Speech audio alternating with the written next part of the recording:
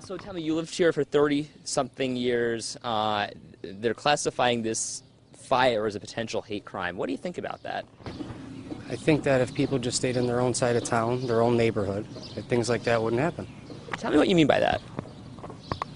Well, every race and color has their own section of Buffalo almost, so if they just stay on their own side, things like this wouldn't happen. People in these neighborhoods don't want those type of people moving down here and ruining the property value and destroying the neighborhood, so when things like that happen, it shouldn't be such a shock.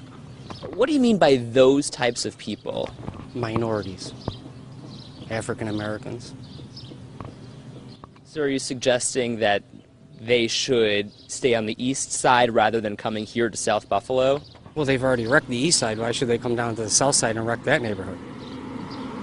Do you think that by saying these things, people on the other side of the city get offended? Do you think that there's some sort of a bias, potentially? A lot of people feel this way. They just won't say it. But you are. Yeah.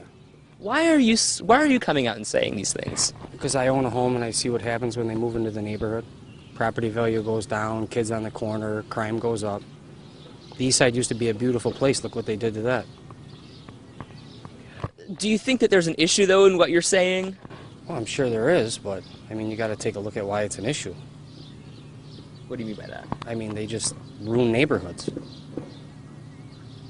I guess what I'm getting at is that you're generalizing tremendously. These people might have just been here looking for a different way of life, a better way of life.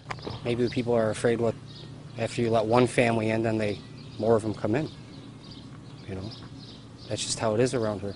All right. Do you think there's anything wrong with what you're saying? I don't feel there's anything wrong with it. A lot of people would feel wrong about it, but I don't.